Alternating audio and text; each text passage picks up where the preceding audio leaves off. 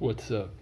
So, you asked for a review of your program, your Limbo program, and I have a couple of points, quick points I want to make about it.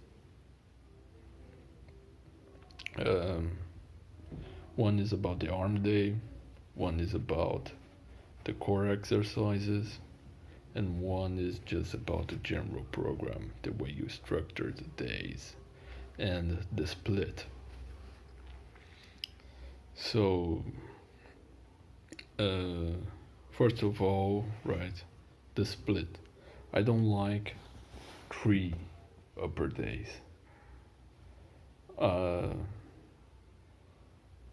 the, the third upper day for me is not really that useful, and to be honest, that could be said about a lot of things in this program, in the sense that not that it's useless, not that it's completely unnecessary, but uh, you could do without.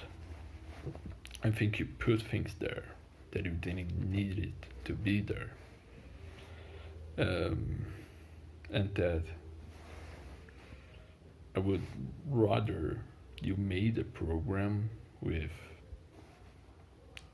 let's say, in any given upper day, you do two pressing exercises and one pulling, like a back exercise, and then you do your bodybuilding stuff, your curls, your tricep extensions, your side raises, your decline crunches, all that. Um, but you do a lot more than that, and I don't think you needed to start off doing all that. You could just do that, and then if you feel like it, like, oh, I need a bit more chest, maybe I can do some pec deck at the end with the curls and the tricep extensions. Then yeah, okay, do it. Or doing a bunch of push-ups at the end of a given day. If you feel like you can recover, if you feel like you aren't already getting enough, then you can do that. But I feel like you generally don't need to. I think that generally you're putting things there because you feel like it would be cool to do it, or because you know it's a good exercise, you know it's helpful, and so you want it there. You know it's good, so you want it there. Well, programming isn't just about exercise selection, right? And sometimes I think you get a bit of shiny object syndrome. You see some knees over toes guy exercises, you think, yeah, that would be nice. And then you see like pullovers, and like, yeah, pullovers, I need that. And then you see upright rows, and like, shit, man, I need to do upright rows, and I don't have where to put it, right? Uh, you don't need to do it all, and you don't necessarily have the capabilities to do it all and benefit from it. I'm not saying you necessarily can't benefit from doing all this much volume, all this frequency, but I think that you probably, if you are like most people, you probably are doing a bit more than you need to, and that may lead to certain things like not much focus on any given exercise. Uh, I re- there there has been times where I did a bunch of exercises in a given day, and then there has been times where I did um, like 4. And when I did just those 4 exercises, I focused on them and did them with a bunch of intent, and they actually gave me more benefit than the time that I did a bunch of exercises. It's not really how many exercises, not really how many sets. It's more like the quality. And I fear you lose your quality of training when you do this much.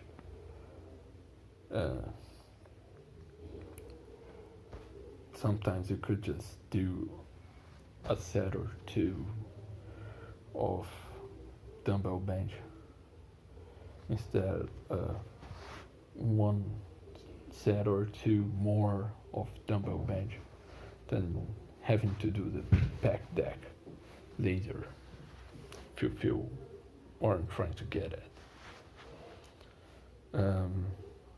So that's my general overview. Oh yeah, and back day. You do back every day. Why do you need a back day? If you need more back, just add sets to the back exercises you already do throughout the whole week. You train your back every single day. Why do you need a back day? For me, it doesn't make sense. Also, that leads me to core. You do something that I like, you train your core every day. That's cool, that's nice. But then on the lower day 1, you do kind of a bunch of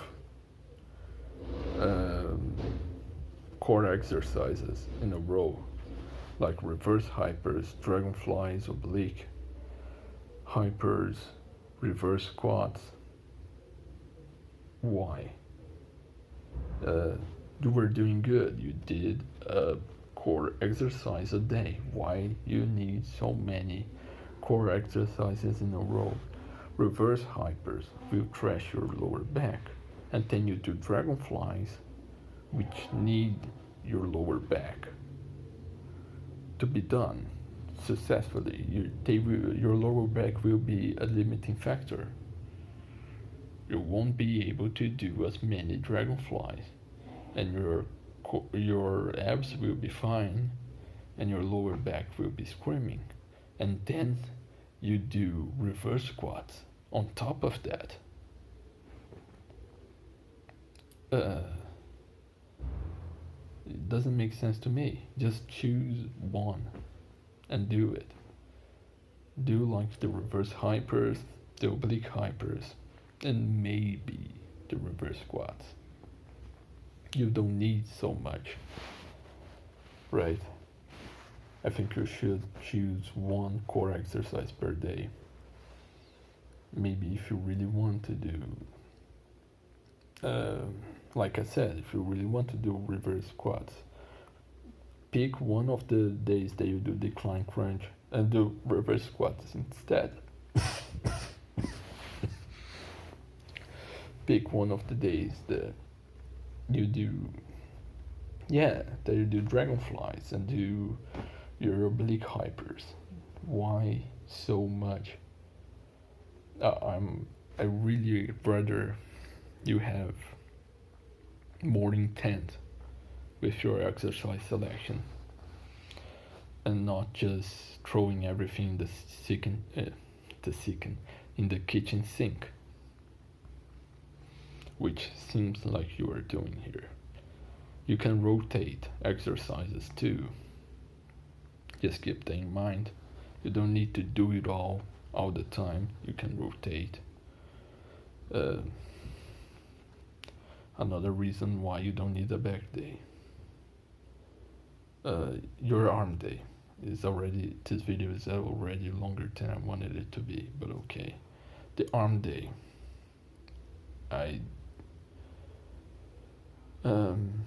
it looks without much structure. I don't like how it looks, basically.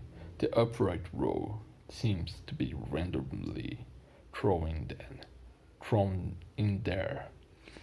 You already trashed your biceps, already trashed your side delts, and now you're doing upright rows that use your biceps and your side delts to a great extent. Um, do it your I mean, it's obvious to me. Do your upright rows first thing in your arm day. Use it as a strength exercise like you do every day, like natural hypertrophy tells you to do. I'm guessing you do arm days because you saw that natural hypertrophy told you to do them, but you don't do it the way he said you need to do them. And not that you need to do whatever natural hypertrophy tells you to do, but in this case, it would be better to do it his way. Um, do upright rows first thing. It's a compound movement.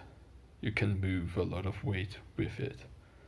It uses your biceps, it uses your side delts, things that you will train afterwards, just like you do with bench press. You do the bench press, then you do a pec exercise, then you do a tricep exercise, and so on. The same thing with the arm day. I don't know why you didn't see it. And just to cap this off, because it's already too long, there's a couple more things that I don't like, but I won't talk much about, like doing shrugs and Romanian deadlifts. Do the shrugs separately, right? I mean, you do so many supersets, you could just superset the Romanian deadlifts with something else like calf raises, and superset the leg press with shrugs. I know it's not pretty, I know it's not as practical, but you at least gonna do your shrugs in a proper way. You're gonna take it more seriously, right? I don't like the natural hypertrophy idea of shrugging after doing your deadlifts. Just makes your deadlifts a little worse, and you don't shrug like you would. So yeah, I just don't like it. Anyways, in general, I would cut off a lot of things and maybe add them later. Oh yeah, and one thing I remember you said you wanted more functionality, you wanted more athleticism, and that's cool, that's really nice. But one thing that you don't do, that you should, that kind of kills two birds with one stone, is because you want more trap training and you want more functionality, and you don't do any explosive exercises. None. You do no explosive exercises here. And you should. There's no reason to not do them if you want more functionality, if you want more athleticism. And there just happens to be a great explosive exercise that grows your traps. That is the snatch, grip, high pull. Snatch, grip, high pulls are amazing for your traps. I would do them even if they weren't explosive, even if they didn't have any benefit outside of growing traps, I would do them. But they do have great fucking benefit. In my opinion, if you're not gonna ditch the back day, do it first thing in the back day. Do it before your strength training. In general, explosiveness is trained before strength. Do it before the seal rows. And I guarantee you, man, it's gonna be awesome. you're gonna like it. So I wanted to end in a high note. Enjoy your fucking sleep.